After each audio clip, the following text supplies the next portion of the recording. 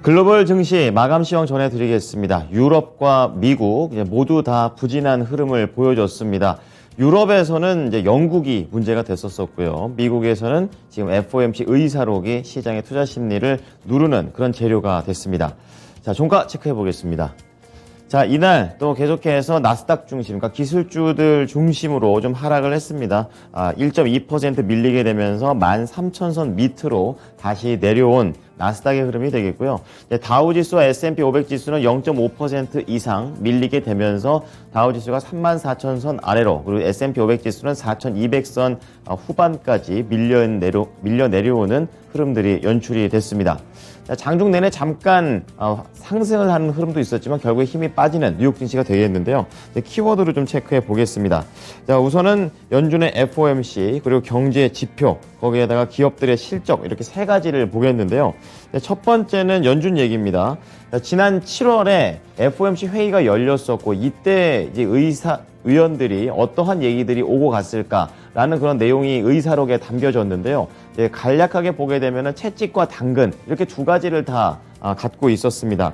채찍으로 볼 수 있는 거는 바뀌지 않은 연준의 기조가 되겠는데요. 물가 상승률 목표치를 2%로 잡고 있습니다.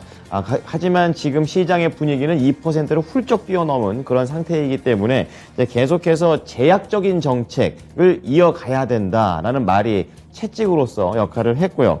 또 당근으로 볼 수 있는 것은 누적된 통화 정책 계속해서 자이언트 스텝을 연달아 2번이나 밟은 상태입니다.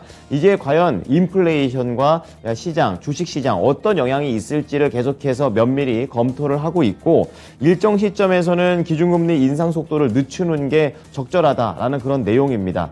채찍과 당근 모두 다 새로운 내용은 없는 가운데 시장의 투자 심리에서는 좀 더 채찍 쪽으로 반응을 하면서 눌렸습니다. 자, 두 번째로 봐야 될 것은 미국의 가장 중요한 것이 바로 이 소매가 되겠습니다. 얼만큼 씀씀이가 있었는지 이건데요.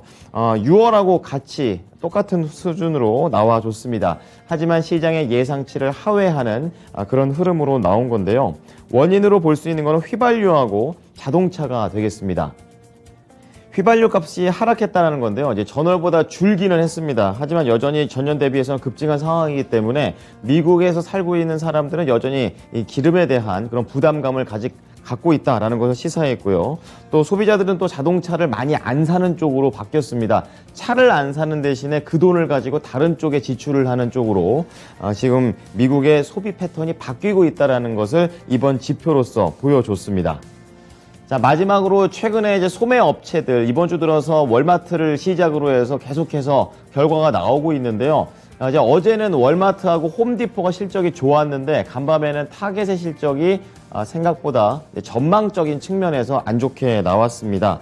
우선은 분기순이익이 90%나 급감을 했습니다. 예상치를 큰 폭으로 하회를 한 것이고요. 로우스 역시 순이익은 올랐지만 매출이 떨어지는 이런 혼재된 실적 발표를 보여줬습니다. 이렇게 되면서 이날에는 이제 소매 업체 관련된 종목들이 대부분 하락하는 흐름을 보여줬습니다. 자, 다음은 섹터와 업종별 흐름으로 넘어가 보겠습니다. 어제 0.1% 그래도 이제 지난주 후반부터 이번 주 들어오게 되면서 약간의 상승세를 유지하다가 간밤에는 결국에 밀려 내려갔습니다. 섹터로도 딱 에너지 섹터만 올라가는 흐름이었고요. 이제 나머지 서비스, 소재, 경기 소비재 순서로 이렇게 하락을 했었는데요. 유가가 이제 어느 정도 반등을 주게 되면서 에너지 관련된 종목들이 상승을 할 수가 있었고요. 또 서비스가 가장 약했었는데 세부적으로 보면은 이 스트리밍 관련된 종목들 이제 그동안 약간 이제 디즈니를 필두로 해서 계속해서 상승세를 좀 탔었었는데 이 부분에 대한 차익 매물이 나오면서 이날 서비스 쪽에서는 1.8% 하락을 보여줬습니다. 자, 이어서 종목별 흐름 체크해 보겠습니다. 전반적으로 안타깝게도 이제 반도체 쪽 이쪽이 되겠죠. 반도체 쪽이 제조업체, 장비업체 가릴 것 없이 거의 한 2%를 전후한 그런 하락세를 보이게 되면서 가장 부진한 흐름을 보여줬고요. 자, 일부 뭐 보험사든지 제약사들 그리고 오른쪽 끝에 있는 이제 에너지 관련된 종목들 대부분 이제 선방을 하면서 시장에서는 약간은 하락한 종목들이 조금 더 많은 내용이겠습니다. 자, 첫 번째로 반도체부터 체크해 보겠습니다. 필라델피아 반도체 지수 2.5% 상당히 세게 밀려 내려가게 되면서 이날 반도체의 심리가 좋지가 않았습니다. 자, 우선은 이런 실적과 관련해가지고 움직였던 건데요. 잠시 후 특징주들 좀 자세히 보겠습니다. 바로 이 아날로그 디바이스, 여기에 위치해 있습니다. 여기에서 실적이 안 좋게 나왔고, 그리고 앞으로 된 전망을 좀 계속해서 부진하게 냈습니다. 이제 그렇게 되면서 다른 종목들까지 퍼지는 양상을 보여줬었는데요.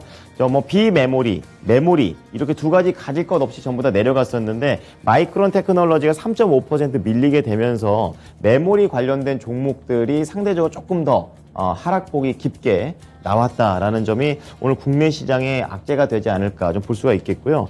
또 장비 업체들도 전반적으로 2% 이상의 하락률을 보이게 되면서 좀 부진했습니다. 어플라이어드 머티리얼즈가 2.2%, 램 리서치도 그 이상 하락하는 흐름이 연출됐습니다. 자, 다음은 성장주들 쭉 보실 텐데요. 이제 대형 IT 종목들 애플을 제외하고는 다 하락을 했습니다. 자, 아무래도 미국의 국채 수익률 관련해서 영향을 좀 받는 거고요. 긴축을 연준이 한다라는 건 결국에 이 대형 IT 기술주들한테는 부담이 되기 때문에 이러한 부분들을 좀 그대로 반영을 했습니다.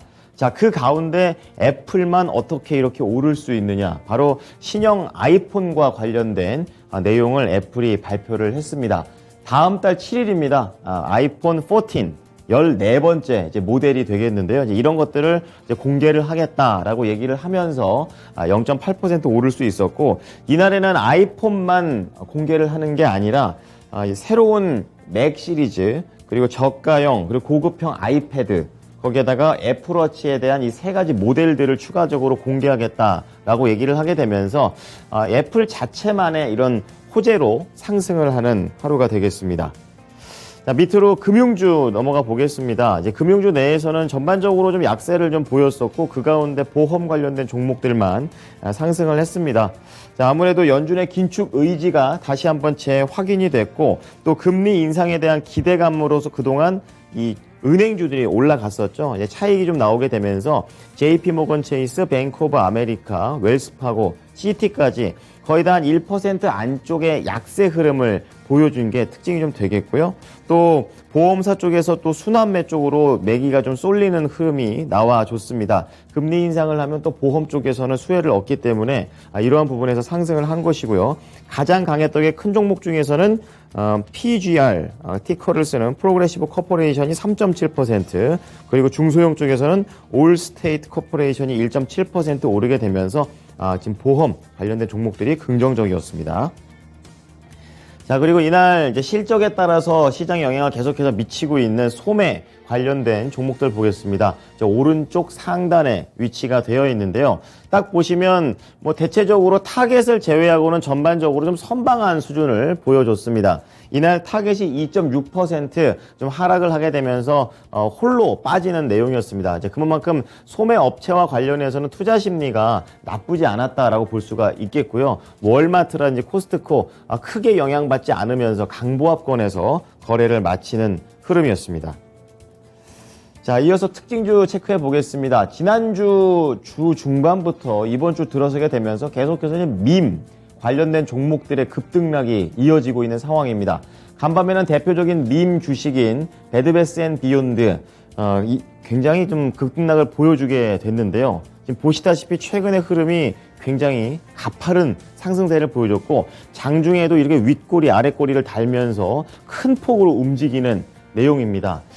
지금 8.8% 하락을 했다라고 얘기하고 있는데, 이거는 이제 장 시간 외에 흐름까지 합산해서 나온 내용입니다. 그러니까 장중에는 두 자릿대 상승을 했었고, 그리고 장 마치고 시간 외에서는 지금 오른 것 이상으로 지금 하락을 하고 있는 그런 상황이 되겠습니다.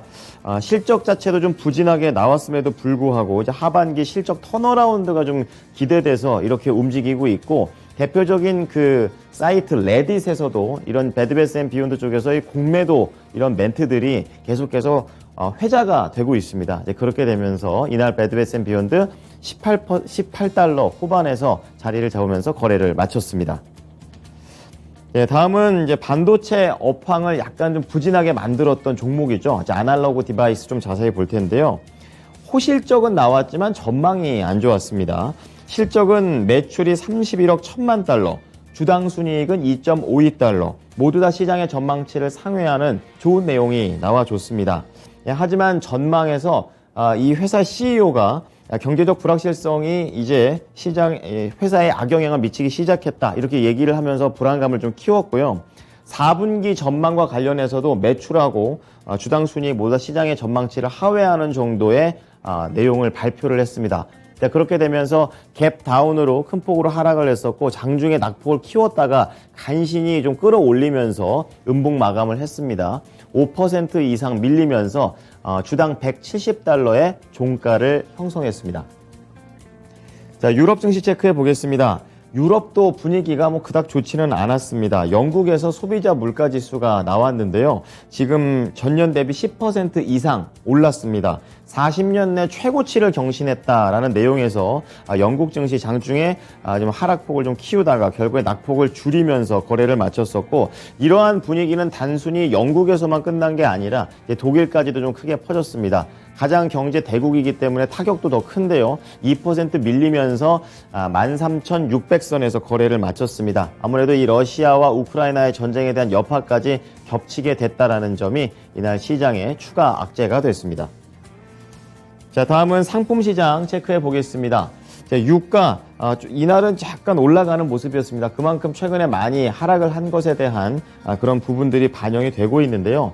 이날 1.8% 상승을 하게 되면서 88달러까지 올라가면서 거래를 마쳤고요.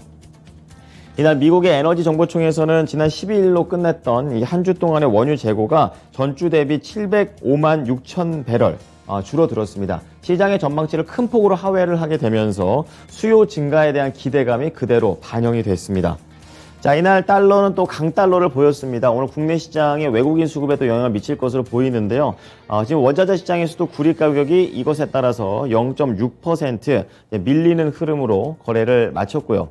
또 그리고 금값 같은 경우에도 0.7% 하락을 하게 되면서 강달러 그리고 국채금리 수익률이 오른 것에 영향을 받았습니다. 제가 마지막으로 10년물 국채 수익률은 미국의 소매 판매 쪽을 좀 체크를 하고 또 의사로 시선 집중을 하게 되면서 올라갔는데요. 연준의 금리 인상 다시 한번 올리겠다라는 것을 확인을 했었고, 그렇게 되면서 수익률이 올랐습니다. 하지만 필요 이상으로 과하게 또 자이언트 스텝이라든지 그 이상을 밟게 되면 또 부담이 되기 때문에 수익률이 장중에 조금 제한적인 상승을 했다라고 시장에서는 판단을 했습니다.